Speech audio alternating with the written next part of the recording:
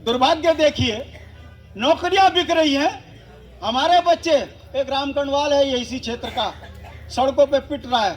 मैं पूछना चाहता हूं, आज बैठा राम कणवाल, आज नौजवान उत्तराखंड के अंदर बेरोजगार संघ बनाकर रोजगार पाने के लिए एकत्रित हो रहे हैं, मगर उत्तराखंड का बुजुर्ग, उत्तराखंड के नौजवान, उत्तराखंड की मातृशक्ति उनका मनोबल बढ़ाने के लिए सड़कों पर नहीं उतर रही है। कारण क्या है? क्यों?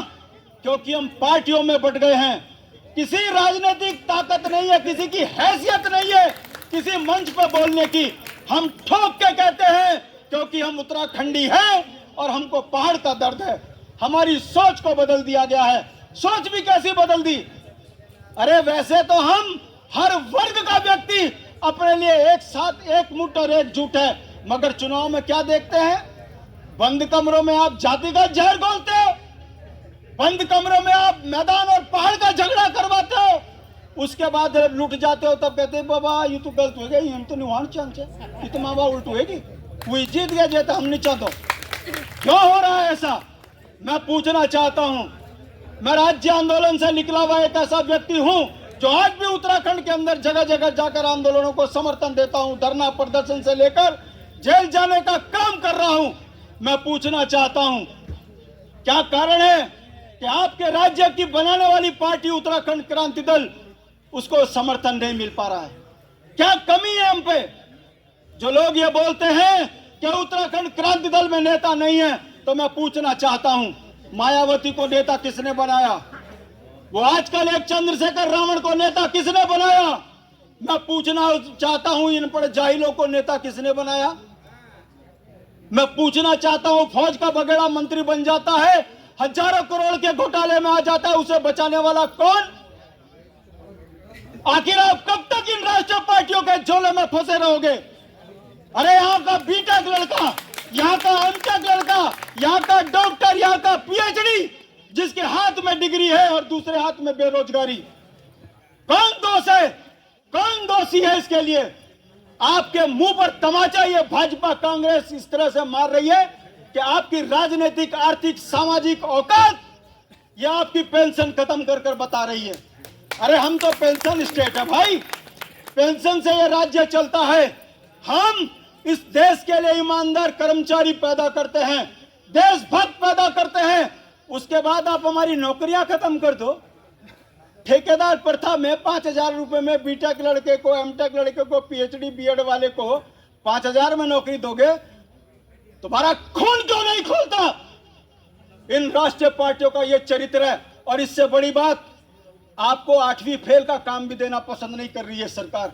आपका डाकिया हरियाणा का, आपका डाकिया बिहार का, जो आपकी बोली नहीं जानता, भाषा नहीं जानता और आपकी बेटियों पर बुरी नजर रखता है, आप उसको अपने गांव में डाकिया भी स्वीकार रहे हो, घर में दाल भात भी खिला रहे हो, और कितनी अंकिताओं की हत्या देखना चाहोगे? अगर ये दोष मैं कहूं कि राष्ट्रीय पार्टियों का है, मैं नहीं मानता। ये दोष हमारा है। हमारा चरित्र खराब हो चुका है, इसीलिए हम देवभूमि को कलंकित भूमि बनाने पे लगे हुए हैं। ये मेरी पीड़ा है, ये मेरी चीख, जिसे आप भाषण समझ रहे होंगे, ये मेरा दर्द है। अरे गांव का व्यक्ति आर्थिक रूप से कमजोर है, उसे पता ही नहीं देहरादून में उसके खिलाफ क्या षड्यंत्र हो रहा है।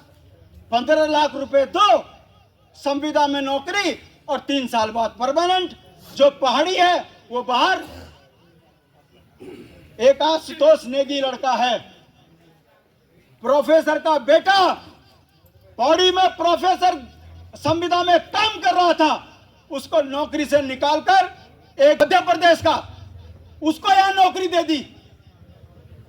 और उसकी स्थिति देखिए उस लड़के की, वो कोर्ट गया, हार गया, सरकार ने उसकी सुनी नहीं। उस लड़के ने पीएचडी करी, वो उस लड़के ने वकालत करी, मास काम किया, और उसके बाद जब वो सब जगह घूम गया, उसने कहा इस राज्य को बचाने वाली पार्टी अगर कोई है वो उत्तराखंड क्रांति दल है। जब मेरे जैसे पढ़े लिखे लड़के की नौकरी खाकर मेरे खिलाफ मुकदमा लगा सकती है ये सरकारें, तो इससे बचने का एकमात्र विकल्प उत्तराखंड क्रांति दल है। और उसने सदस्यता ली और तब से वो उत्तराखंड क्रांति दल के लिए गांव गांव में अलग बजट जगा रहा है। आज वो चौखटिया में है क्योंकि पीछे से थोड़ा पैसा है, मजबूत है, मकान का किराया मिल जाता है। अब उसने ये कसम खाई हुई है भाई जी कि मैं आशुतोष नेगी मरना स्वीकार लूंगा, मगर मैं उत्तराखंड के नौजवान बच्चों के रोजगार पे डाके डालने वालों को राजनीतिक रूप से नंगा करूंगा। क्या हुआ उसके साथ? मुकदमे लगा के जेल, उसके ऊपर गैंगस्टर, मेरे ऊपर गैंगस्टर। मैं पूछना चाहता हूं कौन सा डकैत हूं मैंने कौन सा अपराध कर दिया? मगर ये सत्ताएं इतनी हरामखोर हो चुकी है कि इनको जब तक आप लतियाओगे नहीं तो आपकी स्थिति वही होगी जो लेह लद्दाख में भारत का सिर मुकुट सोनम वांगचुक उसको जेल भेज दिया एनएसए का मुकदमा लगाकर। तो क्या आपका खून तब खोलेगा जब आपके बच्चों पर ऐसे मुकदमे लगेंगे, बोलने वालों को उत्तराखंड के अंदर मारा जाएगा, तब आपके अंदर जागृति आएगी। यह मैं आपके सामने इसलिए कह रहा हूं, खासकर मातृशक्ति को। मैं इन 25 सालों में एक चीज देख रहा हूं, जिसके बाल सफेद हमसे थोड़ा ऊपर का, 60 मैं भी गया हूं, 60 मेरे भी हो चुके हैं, मगर मेरे से थोड़ा सा ऊपर वाला ये बोलता है यहां अब कत का जीण छेचो नितर मुश्किल। हमको इस कदर सोच में बदल दिया है। और यहाँ जो माँ बहनें बैठी हैं, हाथ जोड़ के माफी के साथ कह रहा हूं, आप लोगों का भी बहुत बुरा हाल हो चुका है, बहुत बुरा हाल हो चुका है। कोई हिंदू के नाम पर भाजपा को दे रहा है तो कोई राष्ट्र के नाम पर। ना ये राष्ट्र के हैं ना ये हिंदुओं के हैं। मैं आपसे पूछना चाहता हूं मातृशक्ति, बताओ नौकरी किसको दे रहे? अल्पसंख्यक को दे रहे? जिनका डर आपको दिखाया जा रहा है, नजीबाबाद की सब्जी आप उन्हीं की खा रहे। अगर वो दिहाड़ी करने यहाँ ना आए ना तो आपका मकान बने ना गरम रात हम सब्जी बनो। और अगर आप उनका विरोध करना चाहते हो तो विरोध ऐसा होना चाहिए, तमाम चीजों से उनका विरोध हो। छोड़ दीजिए सब्जी, मत बनवाइए मकान, अपने आप भाग जाएंगे यहां से। मगर जिन हिंदुओं की भाजपा बात करती है, मैं आपसे पूछना चाहता हूं, वो राम कणवाल कौन है? बॉबी पवार कौन है? उसके साथ में तमाम नौजवान उत्तराखंड के कौन है? वो तमाम हिंदू हैं, तमाम स्वर्ण हैं। और उनके रोजगार कौन छीन रहा? पाकिस्तान वाले। कौन छीन रहा? भाजपा सरकार। और वो तो आपकी बड़ी तेजी पार्टी बता रहे। समझो इस बात को, आपके बच्चों को नौकरी तो मिल नहीं रही है, मगर कोटद्वार में नशे का यह हाल है कि उड़ता पंजाब भूल जाइए, उड़ता उत्तराखंड हो चुका है। हर दूसरे घर में लड़का शराबी, चरसी, अफीमची बन चुका है। और बनाने वाले कौन? इन्हीं के एजेंट।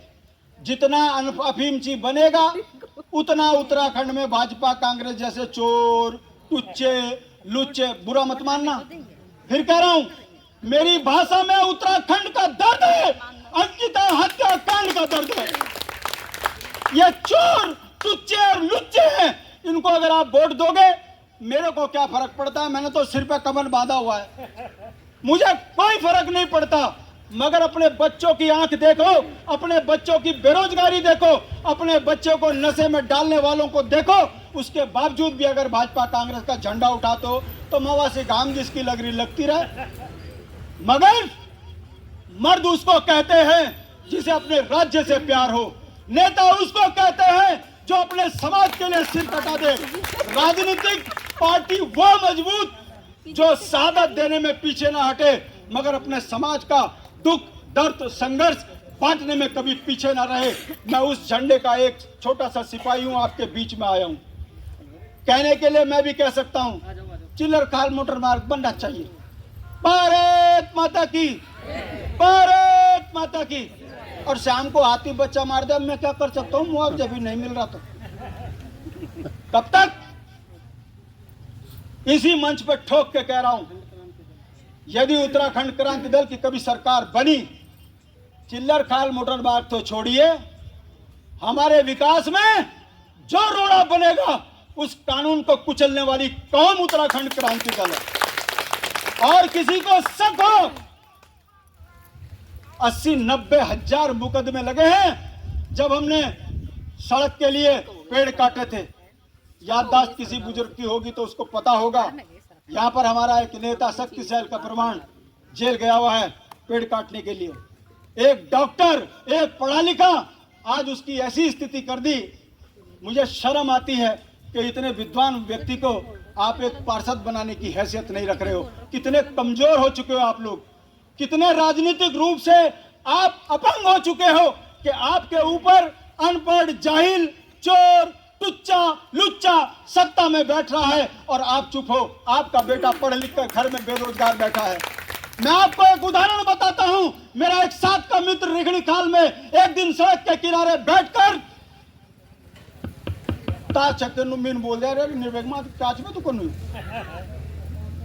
और क्योंकि मेरा मित्र था तो मैंने उसे कुछ ऐसा बोल दिया जो मुझे नहीं कहना चाहिए था, क्योंकि दोस्ती में भी बहुत थोड़ा पर्दा हट जाता है। उसके आंख के आंसू ने मुझे विचलित कर दिया। कह यार भाई तूने बोल तो दिया, मैं करूं क्या? घर जाता हूं, मां मेरी रेफरी बनी हुई, बाप जूता निकाल के मारता है, इस साले मेरी पेंशन खा रहा, हरामजादे घर से भाग जा। दूसरे कमरे में जाता हूं तो औरत कहती है हरामजादे मेरी जिंदगी बर्बाद कर दी तूने।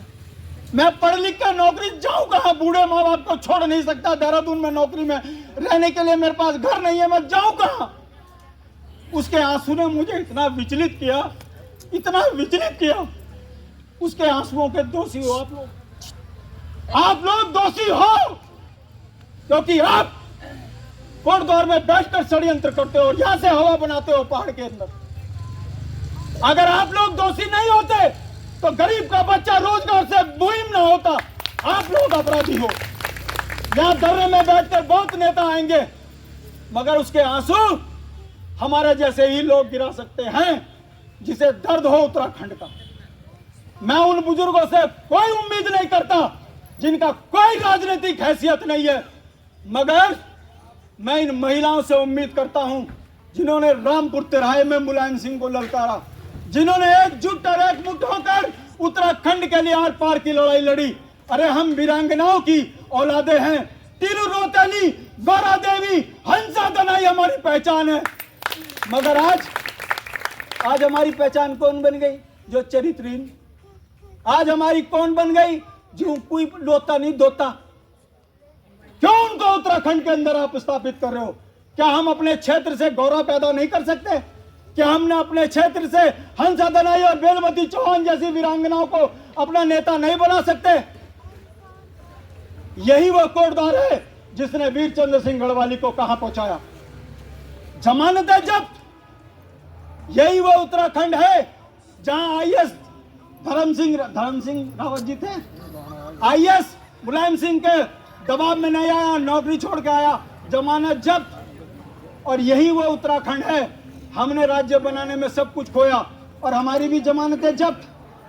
और जो राज्य बनाने के टाइम पर, मैं आपको याददाश्त को ठीक कर दूं, इसी झंडा चौड़ में अटल बिहारी वाजपेयी ने कहा था उत्तराखंड नहीं बनेगा।